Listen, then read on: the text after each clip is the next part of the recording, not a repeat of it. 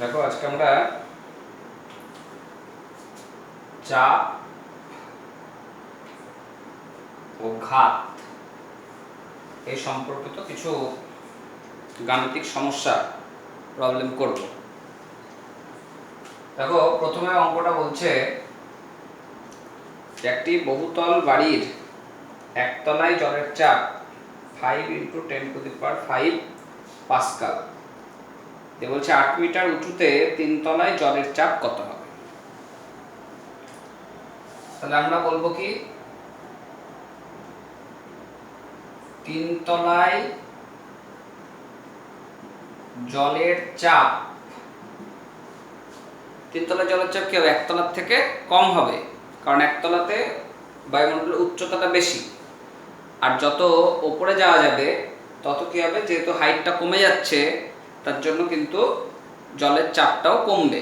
তাহলে 3 তলায় জলের চাপ সমান হচ্ছে একতলায় জলের চাপ মাইনাস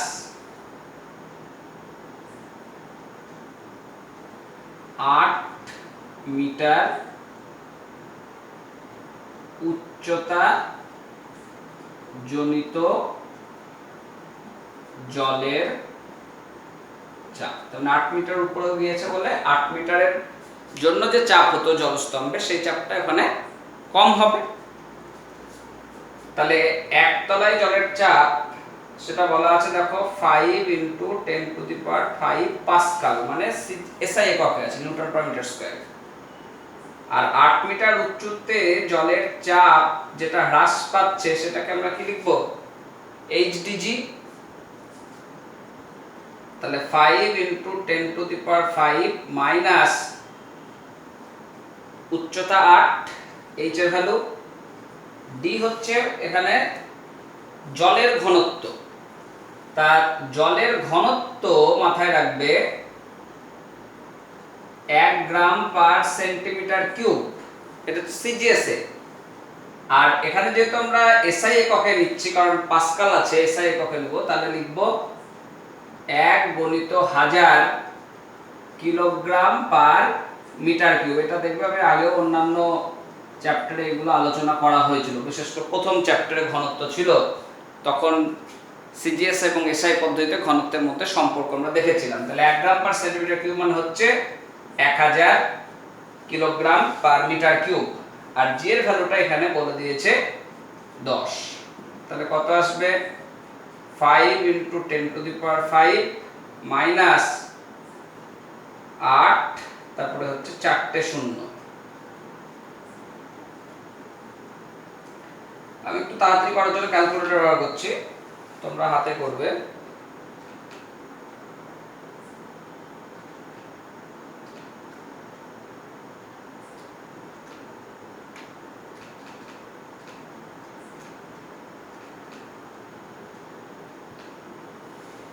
তাহলে হলো 42000। তাহলে 3 তলার উপরে জলের চাপ হচ্ছে 4,20,000 পাস্কাল। অতএব 3 তলার উপরে চাপ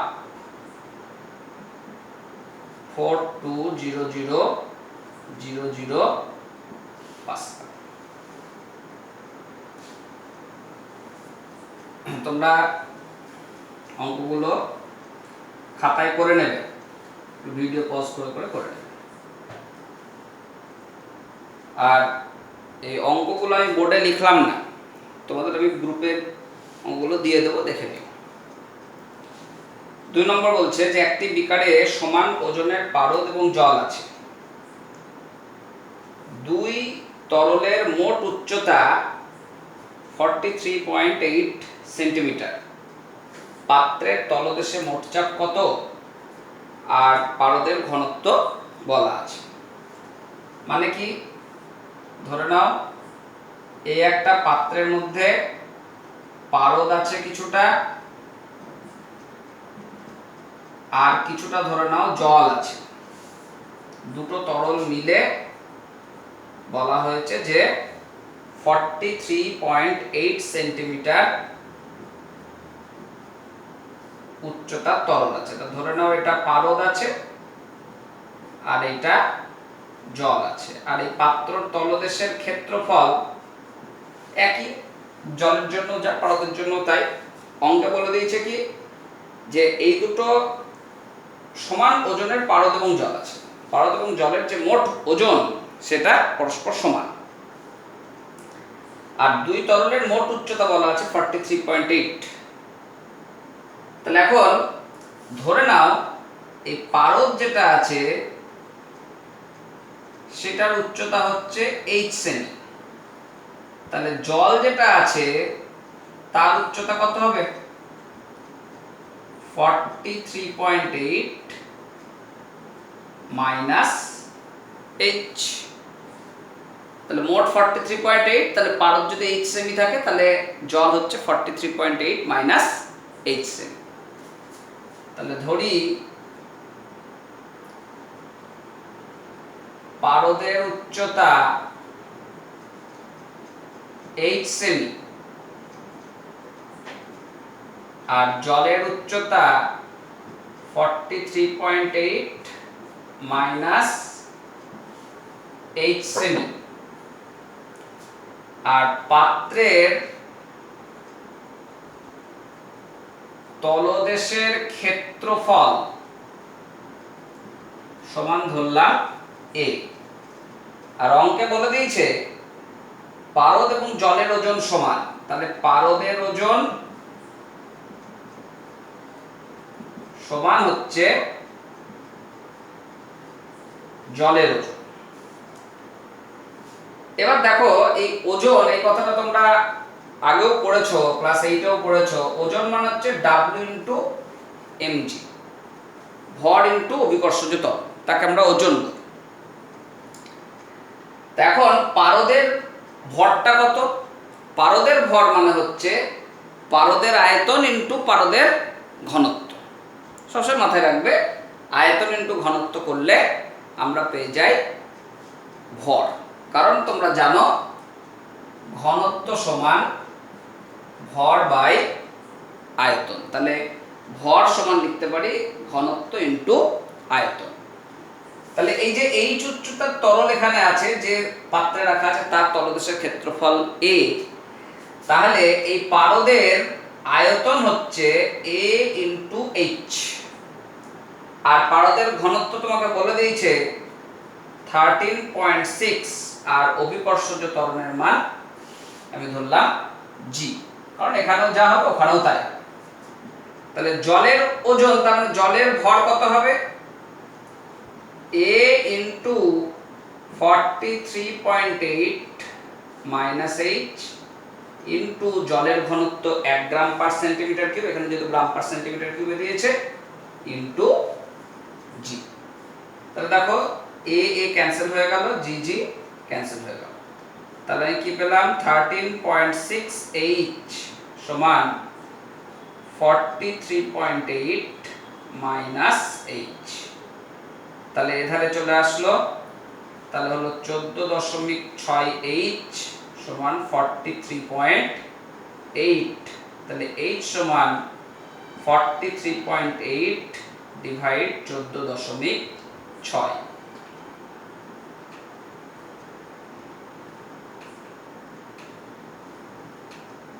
তাহলে এটা সমান আসলো 3। তাহলে পারদ আছে 3 সেমি আর জল আছে 43.8 মাইনাস 3 সেমি। তাহলে আমরা বলবো অতএব পারদ আছে 3 সেমি উচ্চতা পর্যন্ত আর জল আছে 43.8 মাইনাস 3 40.8 সেমি উচ্চতা পর্যন্ত।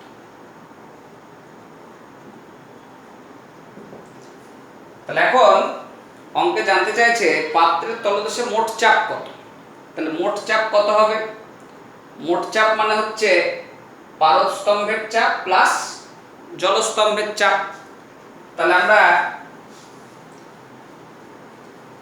বলবো কি, অতএব পাত্রের তলদেশে মোট চাপ সমান পারদ স্তম্ভের চাপ প্লাস জলস্তম্ভের চাপ। তাহলে পারদ স্তম্ভের চাপ মানে হচ্ছে এইচডিজি আর জলস্তম্ভের চাপও হচ্ছে এইচডিজি। তাহলে পারদ স্তম্ভের উচ্চতা হচ্ছে 3, পারদের ঘনত্ব 13.6 আর জি এর ভ্যালু হচ্ছে 980 সেন্টিমিটার পার সেকেন্ড স্কয়ার।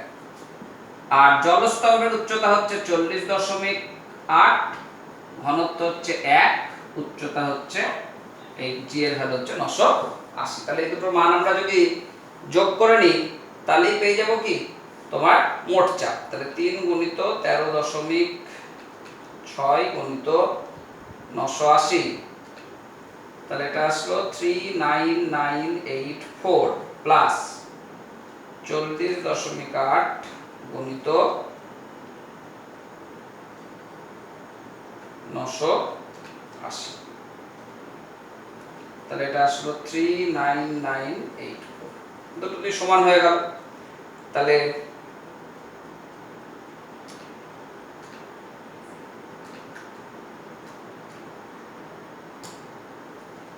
আসলো 79968। তাহলে এটা আমরা হিসাব করলাম কিসে? সিজিএস এককে। অতএব মোট চাপ 79968 সেন্টিমিটার পার সেকেন্ড স্কয়ার। বুঝতে পারছো?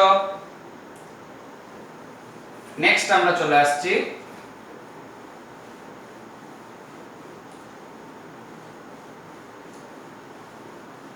তিন নম্বর একটা অঙ্কে। দেখো অঙ্কটা বলছে একটি জল ভর্তি চোঙের জলের উচ্চতা 40 সেমি, চোঙের নিচের তলে কোন বিন্দুতে চাপ নির্ণয় করো আর পাত্রের তলদেশের ক্ষেত্রফল 10 সেমি স্কয়ার হলে ঘাত কত? তাহলে পাত্রের তলদেশে চাপ সমান আমরা কি বলবো? এইচডিজি। তাহলে এইচ হচ্ছে কত? 40, জল আছে তাহলে জলের ঘনত্ব হচ্ছে 1 আর এটা হচ্ছে 980 জি এর ভ্যালু। তাহলে আমাদের আসছে 40 ইনটু 980, তাহলে 39200 এত ডাইন পার সেমি স্কয়ার। আর বলে দিয়েছে দেখো পাত্রের তলদেশের ক্ষেত্রফল 10 সেমি স্কয়ার, তাহলে ঘাত কত? তাহলে আমরা কি জানি? ঘাত সমান হচ্ছে চাপ গুণিত ক্ষেত্রফল। তাহলে চাপ পেয়েছি 39200 আর ক্ষেত্রফল দেওয়া আছে 10, তাহলে হয়ে গেল 392000 এত ডাইন পার সেমি স্কয়ার। বুঝতে পারলাম? তাহলে চাপ সমান হচ্ছে ঘাত সমান হচ্ছে চাপ গণিত ক্ষেত্রফল। তার জন্য আমরা যেটা চাপ পেলাম তার সঙ্গে ক্ষেত্রফল গুণ করে দিলেই ঘাত চলে আসছে।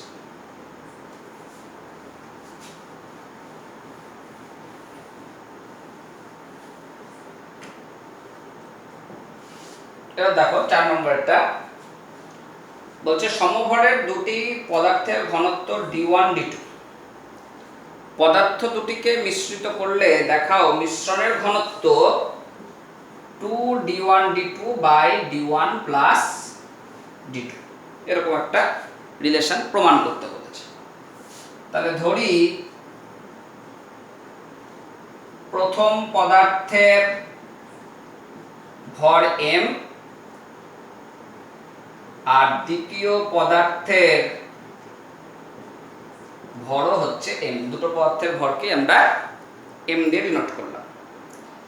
এবার বলে দিয়েছে পদার্থটার ঘনত্ব প্রথমটার d1 আর দ্বিতীয়টার d2। তাহলে আমরা কি জানি, ঘনত্ব সমান ভর বাই আয়তন। তাহলে প্রথমটির আয়তন তাকে যদি আমরা v1 দিয়ে ডিনোট করি তাহলে লিখব কি, আয়তন মানে লেখা যায় ভর বাই ঘনত্ব।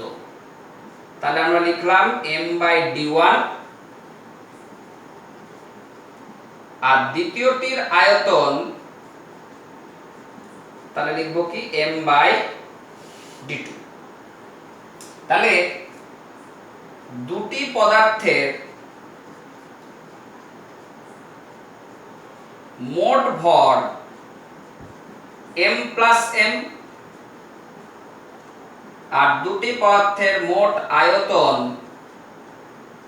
সেটা হচ্ছে m/d1 প্লাস m/d2।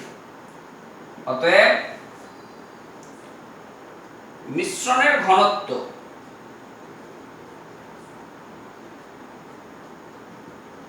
সমান হচ্ছে মোট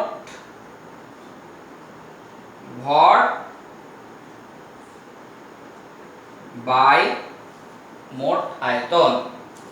তাহলে মোট ভর হচ্ছে 2m আর মোট আয়তন হচ্ছে m/d1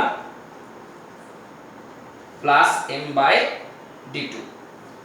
তাহলে একটু ক্যালকুলেশন করো, d1 d2 লসাগু হয়ে গেল, তাহলে m/d2 প্লাস m/d1 উপরে করছি, দেখো তাহলে 2m, এবার আমরা উল্টে নিলাম d1/d2 by m/d2 plus m/d1। তাহলে 2m d1 d2, m common নিয়ে নিলাম, তাহলে চলে আসলো m into d1 plus d2, m cancel. তাহলে দেখো প্রমাণিত হয়ে গেল 2 d1 d2 by d1 plus d2। বললাম এই ঘনত্ব আমরা এই চ্যাপ্টারেও একবার পড়ব, তার যেহেতু ঘনত্ব জানো আমরা প্রথম চ্যাপ্টারেও পড়েছি, তার জন্য ঘনত্বের অঙ্কটা আমি এখানে করে দিলাম। নেক্সট,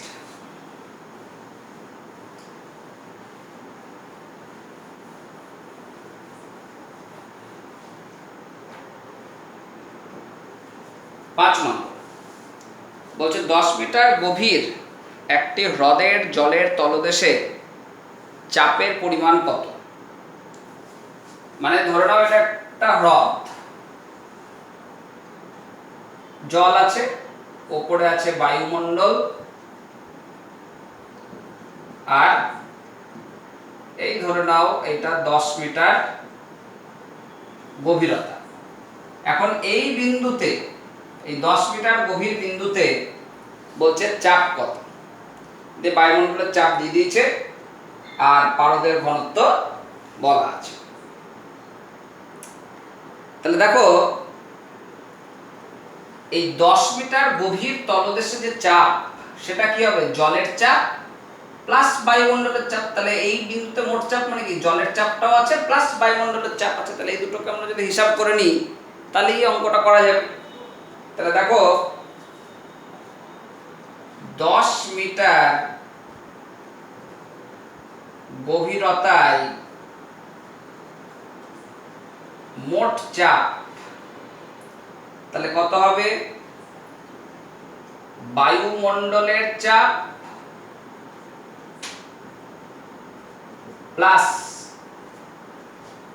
10 মিটার জলের চাপ।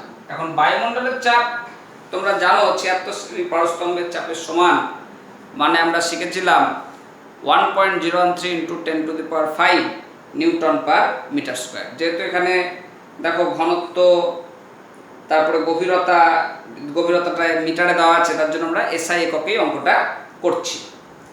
তাহলে বায়ুমণ্ডলের চাপ 76 সেই পারস্তম্ভের চাপ মানে একবার লিখে দিলাম 1.013 ইনটু 10 টু দি পাওয়ার 5। আর 10 মিটারের চাপ মানে হচ্ছে 10 ইনটু, কারণ আমরা চাপ মানে কি জানি, এইচ ডি জি। তাহলে এইচ হচ্ছে 10, ডি কত, ডি হচ্ছে দেখো দেওয়া আছে 13.6 গ্রাম পার সেন্টিমিটার কিউব, কিন্তু আমরা সব সময় মাথায় রাখবো সিজিএস থেকে এসআই গেলে একটা 1000 দিয়ে গুণ করতে হয়। তাহলে 13.6 ইনটু 1000, আর জি এর ভ্যালু হচ্ছে 9.8 metre centimetre metre per second square. তাহলে এবার এটা হিসাব করতে হবে। তাহলে 1.013 into 10 to the power 5 plus 10 into 13.6 into 1000 into 9.8,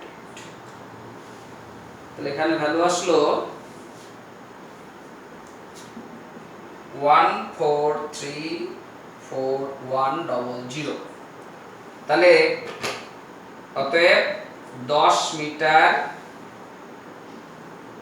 গভীরতায় চাপ 1434100 metre newton per metre square, newton per metre square. অঙ্কগুলো কিন্তু খুব ভালো করে প্র্যাকটিস করবে, এই জাতীয় অঙ্ক পরীক্ষায় তোমাদের আসবে, শিখতে হবে।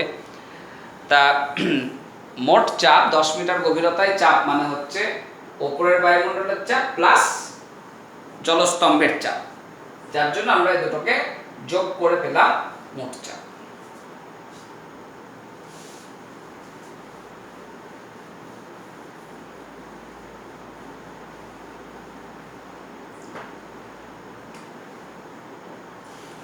ছয়টা দেখো, বলছে সমুদ্র পৃষ্ঠে বায়ুমণ্ডলের চাপ 1.04 into 10 to the power 5 Pascal, বায়ুর ঘনত্ব বলা আছে, জি এর মান বলা আছে, তাহলে বলছে বায়ুমণ্ডলের উচ্চতা কত। তাহলে আমরা বায়ুমণ্ডলের চাপ সমান লিখব কি, এইচ ডি জি। তাহলে বায়ুমণ্ডলের চাপটা তোমাকে বলে দিয়েছে 1.04 into 10 to the power 4 pascal, এই 10 টু দি 5 পাস্কাল মানে newton per metre square, SI ইউনিটে দিয়েছে। এইচটা আমরা জানি না, হাইটটা বের করতে বলছে। ডি এর ভ্যালু দিয়ে দিয়েছে দেখো 1.3 কিলোগ্রাম পার মিটার কিউব, আর জি এর ভ্যালু দেওয়া আছে 10। তাহলে এইচ সমান আসছে 1.04 into 10 to the power 5 by 1.3 into 10। তাহলে 1.04 into 10 to the power 5 divide 1.3 into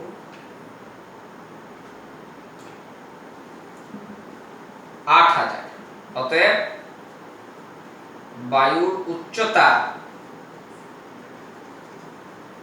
8000 metre বা 8 কিলোমিটার।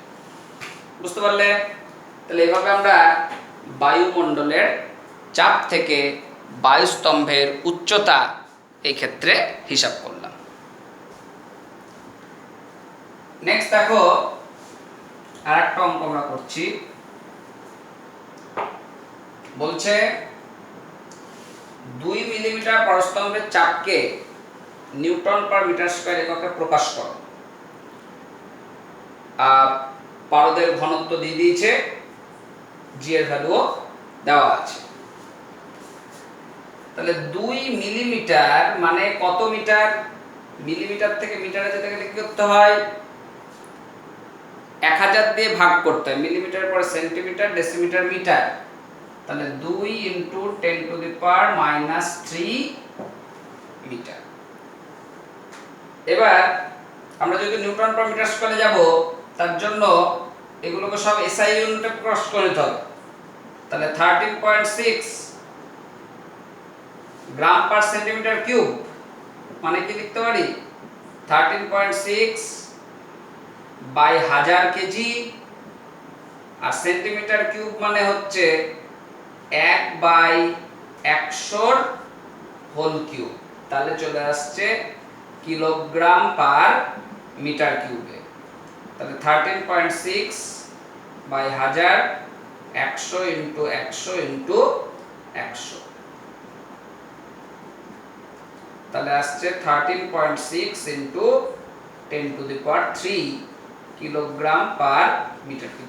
এটা করে দেখালাম, তোমরা দেখানোর দরকার নাই।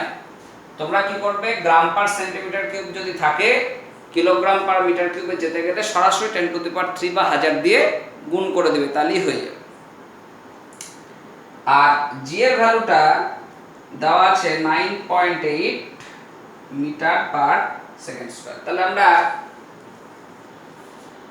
প্রেসার সমান কি জানি, এইচ ডিজি। তাহলে এইচ মানে হচ্ছে 2 ইন্টু 10⁻³ ডি হচ্ছে 13.6 ইন্টু 10⁻³ ইন্টু 9.8। তাহলে 10⁻³ বাদ চলে গেল।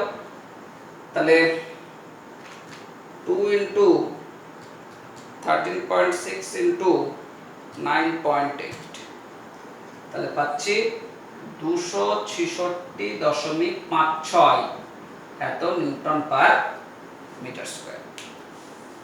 যাই হোক, এই অঙ্কগুলো আমরা করলাম।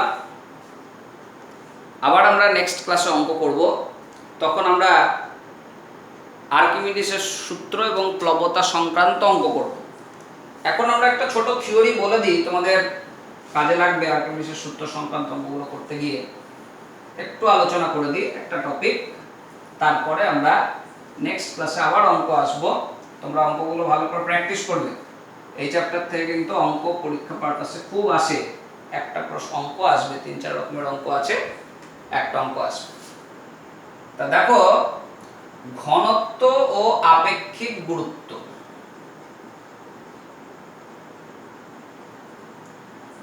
ঘনত্ব ও আপেক্ষিক গুরুত্ব, এই বিষয়টা আমরা আলোচনা করব। তো ঘনত্ব তো তোমরা জানোই, এটা বিশেষ আলোচনা করার কিছু নাই। ঘনত্ব তোমরা জানো যে একক আয়তনের ভরকে ঘনত্ব বলে।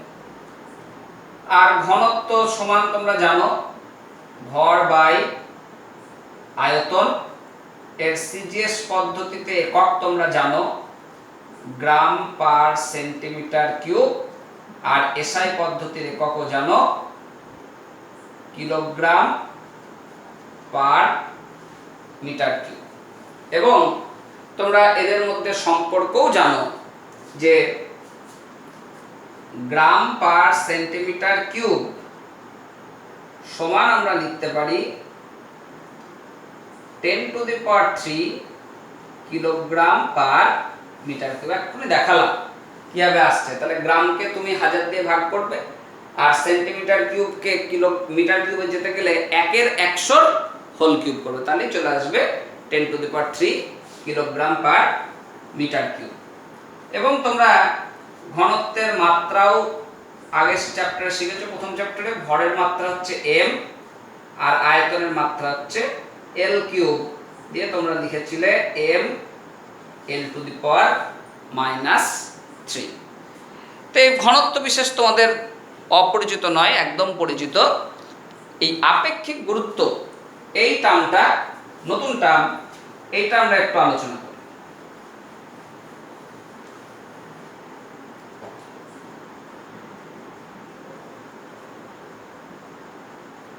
আপেক্ষিক গুরুত্ব বিভিন্ন রকমের সংজ্ঞা আছে। আমি একটা বলি, সেই সংজ্ঞা থেকে আমরা পরবর্তী সংজ্ঞায় কিভাবে যাওয়া যায় সেটাও দেখব। তারপর আমরা আরো যে যে সংজ্ঞা নেওয়া যায় সেই সংজ্ঞাগুলোকে বলব। আপেক্ষিক গুরুত্বকে বলা হচ্ছে যে সম আয়তন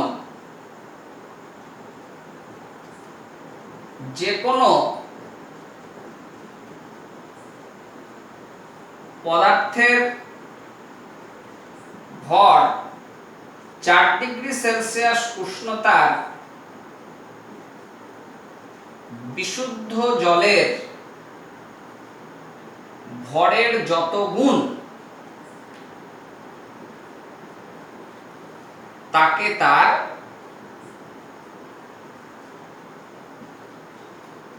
আপেক্ষিক গুরুত্ব বলা। মানে কি, তুমি ধরো এই আয়তনের পাত্রে, এই ভি আয়তনের পাত্রে ধরো তুমি কেরোসিন নিলে,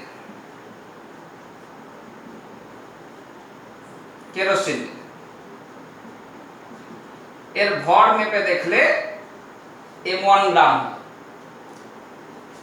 এবার তুমি কি করলে, ওই পাত্রটাকেই ফাঁকা করলে, ওই ভি আয়তনের পাত্রকে এবার তুমি কি করলে 4 ডিগ্রি সেলসিয়াস উষ্ণতার জল ভরে দিলে। টেম্পারেচার হতে হবে 4 ডিগ্রি সেলসিয়াস। এবার এর ভর মেপে দেখলে m2। তাহলে এখন এই কেরোসিনের ভর জলের ভরের কত গুণ? ধরো কেরোসিনের ভর আসলো 10 গ্রাম আর জলের ভর আসলো 5 গ্রাম ধরো না। তাহলে সমায়তন এর 10 এসছে 5 এসছে, তাহলে জলের ভরের সাপেক্ষে বলবো কি দ্বিগুণ এসছে। তাহলে আমরা এই আপেক্ষিক গুরুত্ব সমান বলবো কি m1/m2। তাহলে একই আয়তনের তুমি যে কোনো পদার্থ নিতে পারো, সেই পদার্থটার ভর তোমাকে মেপে দেখতে হবে যে জলের ভরের সাপেক্ষে কত গুণ হচ্ছে, সেইটাকেই আমরা বলছি তার আপেক্ষিক গুরুত্ব। তাহলে দেখো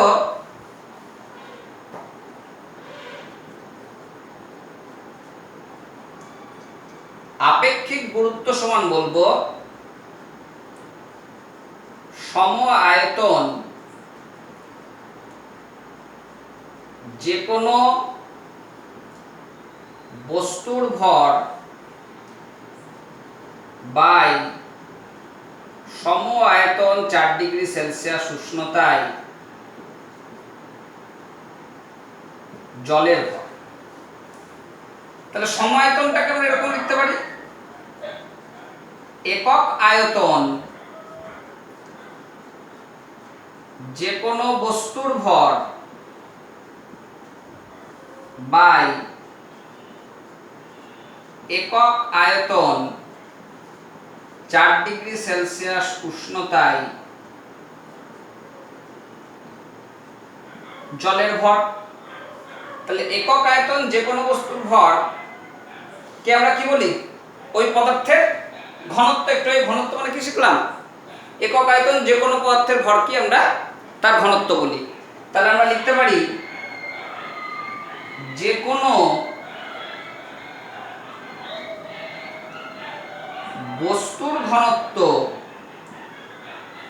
বাই 4 ডিগ্রি সেলসিয়াস উষ্ণতায় বিশুদ্ধ জলের ঘনত্ব। বুঝতে পারলে? তাহলে এটাও তুমি সংজ্ঞা লিখতে পারো, এটাও সংজ্ঞা হিসেবে লিখতে পারো, এটাও সংজ্ঞা হিসেবে লিখতে পারো। তাহলে আমরা এই প্রথম সংজ্ঞাটা লিখেছি যে সমায়তন যে কোনো বস্তুর ভর সমায়তন 4 ডিগ্রি সেলসিয়াস উষ্ণতায় জলের ভরের তুলনায় কত গুণ। তাহলে তুমি এরকম বলতে পারো একক আয়তন যে কোনো বস্তুর ভর, একক আয়তন 4 ডিগ্রি সেলসিয়াস উষ্ণতায় জলের ভরের যত গুণ তাকে আমরা আপেক্ষিক গুরুত্ব বলতে পারি। বা কোনো বস্তুর ঘনত্ব বাই 4 ডিগ্রি সেলসিয়াস উষ্ণতায় জলের ঘনত্ব, সেটা আপেক্ষিক গুরুত্ব। তাহলে আমরা কি বলতে পারি যে কোনো বস্তুর ঘনত্ব 4 ডিগ্রি সেলসিয়াস উষ্ণতায় জলের ঘনত্বের তুলনায় যত গুণ তাকেও আমরা তার আপেক্ষিক গুরুত্ব বলতে পারি। তাহলে আপেক্ষিক গুরুত্বের আমরা 3 ধরনের সংজ্ঞা নিতে পারি। তাহলে এখানে সম আয়তনের পরিবর্তে এটা লিখে দিতে পারো কোনো বস্তুর ঘনত্ব 4 ডিগ্রি সেলসিয়াস উষ্ণতায় বিশুদ্ধ জলের ঘনত্বের যত গুণ।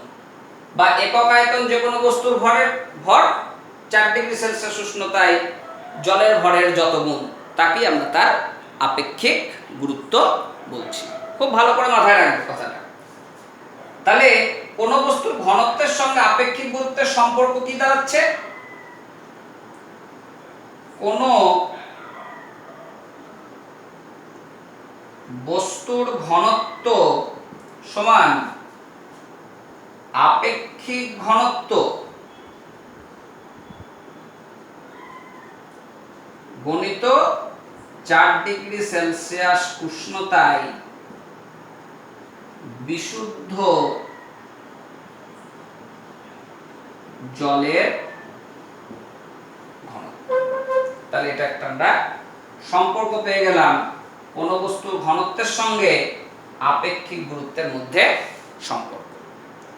আর দেখো, আপেক্ষিক গুরুত্ব সবসময় একই জাতীয় রাশির অনুপাত হচ্ছে, ভর বাই ভর, ভর বাই ভর, ঘনত্ব বাই ঘনত্ব।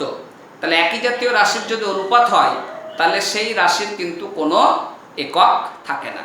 তার জন্য আমরা বলবো আপেক্ষিক গুরুত্ব কোনো একক নেই। আপেক্ষিক গুরুত্বের কোনো একক নেই, যেহেতু দুটোই একই জাতীয় রাশির অনুপাত, ভর বাই ভর বা ঘনত্ব বাই ঘনত্ব। তার জন্য আমরা দেখছি এখানে কিন্তু কোনো একক পাচ্ছি না। আর মাথায় রাখবে, এই সিজিএস পদ্ধতি এবং এসআই পদ্ধতিতে কোনো বস্তুর ঘনত্ব এবং আপেক্ষিক গুরুত্ব এর মধ্যে দুটো সম্পর্ক আছে।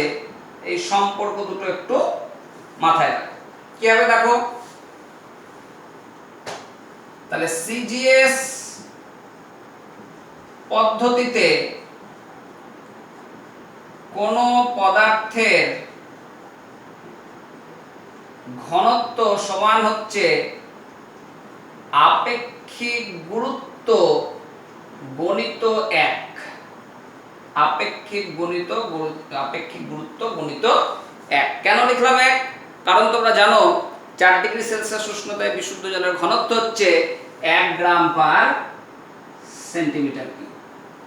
তাহলে জলের ঘনত্ব আমরা জানি 1 গ্রাম পার সেন্টিমিটার কিউব। তাহলে সিজিএস পদ্ধতিতে কোনো পদার্থের ঘনত্বও যা, আপেক্ষিক গুরুত্ব তাই। যদি আমি বলি লোহার আপেক্ষিক গুরুত্ব 13, তাহলে আমরা কি বলবো, লোহার সিজিএস পদ্ধতিতে ঘনত্ব 13 গ্রাম পার সেন্টিমিটার কিউব, একই আসবে। তাহলে ধরি একটা প্রশ্ন লিখি যে কোন পদার্থের ঘনত্ব 13 গ্রাম পার সেন্টিমিটার কিউব হলে তার আপেক্ষিক গুরুত্ব কত? তাহলে উত্তর কত হবে? উত্তরও হবে ওই 13, এই সংখ্যাটাই হবে। অতএব আপেক্ষিক গুরুত্ব সমান হবে 13। আর যদি এসআই পদ্ধতিতে রিলেশন দেয়, এসআই পদ্ধতিতে, তাহলে আমরা কি লিখব, কোন পদার্থের ঘনত্ব সমান তার আপেক্ষিক গুরুত্ব গণিত 1000। কারণ বিশুদ্ধ জলের সিজিএস পদ্ধতিতে ঘনত্ব হচ্ছে 1 গ্রাম পার সেন্টিমিটার কিউব, কিন্তু এসআই পদ্ধতিতে ঘনত্ব হচ্ছে 1000 কিলোগ্রাম পার মিটার কিউব। কারণ তোমাদের একটু আগে বললাম যে গ্রাম সেন্টিমিটার কিউব থেকে কিলোগ্রাম পার মিটার কিউবে যেতে গেলে 1000 দিয়ে গুণ করতে হয়। তাহলে 1 কে 1000 দিয়ে গুণ করলে 1000 চলে আসে। তাহলে এসআই পদ্ধতিতে কোনো পদার্থের ঘনত্ব এবং আপেক্ষিক গুরুত্বের এটা হচ্ছে একটা সম্পর্ক, কোনো পদার্থের ঘনত্ব সমান আপেক্ষিক গুরুত্ব গুণিত 1000। যাই হোক, তোমরা এই পর্যন্ত একটু দেখে নিও, আবার ভিডিওগুলো লক্ষ্য করবে। পরের ক্লাসে আমরা চলে আসব আর্কিমিডিস এর সূত্র, প্লবতা সংক্রান্ত অঙ্ক এবং এই আপেক্ষিক গুরুত্ব সংক্রান্ত অঙ্কে।